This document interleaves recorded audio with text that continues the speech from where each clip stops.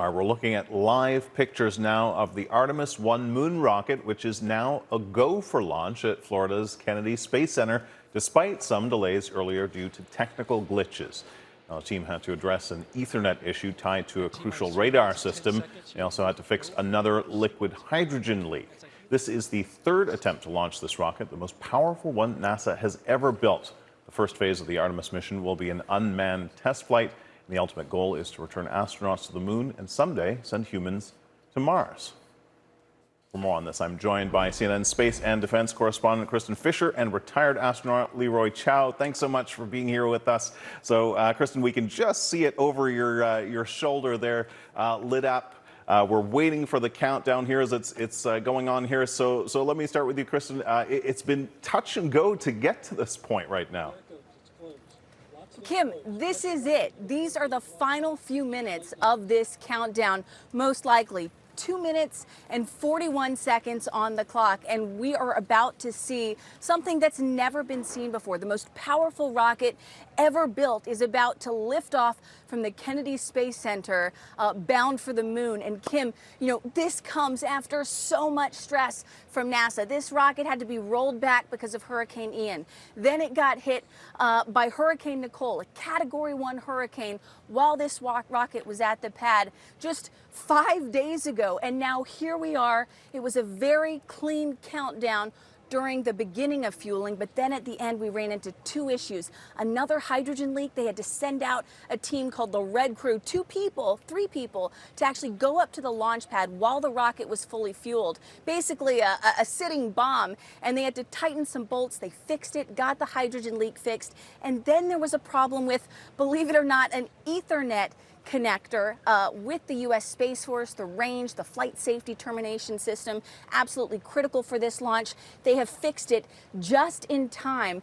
And now, Kim, look at the clock, 1 minute and 30 seconds left. And what we are about to see, if all goes according to plan, and inside Mission Control, they have just given all systems go for launch. So unless something just absolutely crazy happens, this thing is about to light and lift off, and it is going to head for the moon. It is going to go on a 26-day mission. It's going to circle the moon and then land back, splash down sometime around mid-December in the Pacific Ocean. And if all goes well, that paves the way to return American astronauts to the moon for the first time since the Apollo program, and put the very first woman and the first person of color ever on the lunar surface. So there is so much at stake here tonight, Kim. You also have to think about the geopolitical implications. The U.S. and NASA now in a space race, according to the NASA administrator who I just interviewed earlier tonight. He is confident that this team is ready to go. They have been preparing literally for more than a decade, since the retirement of the space shuttle program, for this moment. And so, Kim, I am just going to pipe down for a minute, because I think we should all just kind of take a deep breath and get goosebumps together as we watch the final 15 seconds of this countdown. Let's listen in. And here we go. 10. Hydrogen burn-off igniters initiate. 7, 6, 5. Core stage engine start. 3, 2, 1. Boosters in ignition. And liftoff of Artemis 1. We rise together back to the moon and beyond.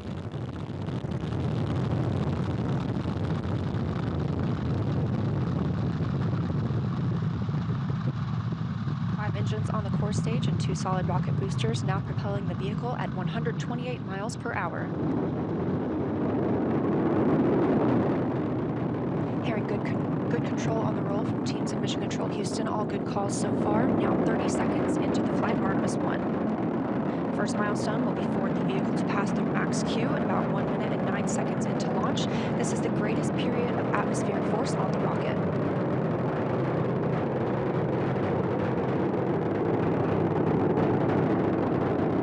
SLS now traveling 607 miles per hour.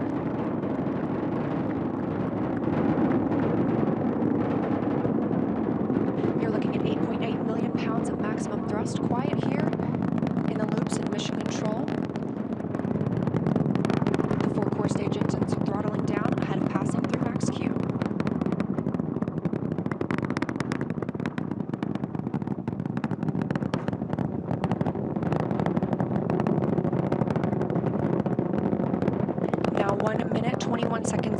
flight, traveling at 1,420 miles per hour. The 4 core stage engines are back at maximum thrust.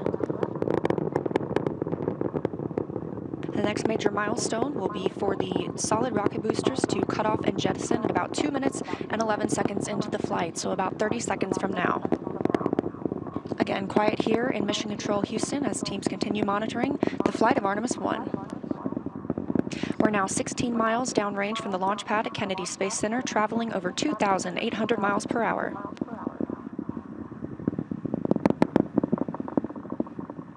Standing by for solid rocket booster jettison and shortly thereafter.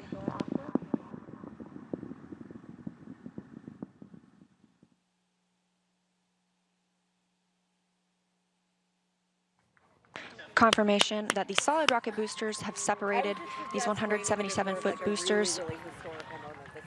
And Now you the can core hear stage the continues to cheers power there the flight from of Orion, NASA all 4 as we see Artemis 1 lifting off. Leroy, the words from NASA, "We rise together back to the moon and beyond." What are those words and the pictures that you're seeing now? What do they mean for you? Hearing nominal calls here in Mission Control Houston. Can you hear me, Leroy? Oh, yeah. Oh, sorry. I didn't know that was for me. Yeah, this is obviously a very exciting moment. Launch of a new vehicle.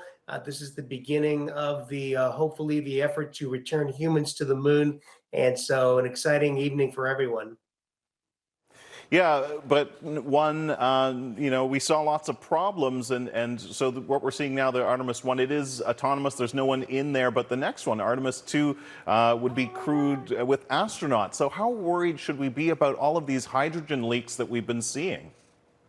Hydrogen leaks are something that have been going on since we've been using these kinds of cryogenic propellants. Of course, over the 30-year life of the space shuttle program, we had our share of hydrogen problems and liquid oxygen leaks, but we've been able to surmount that for the shuttle program.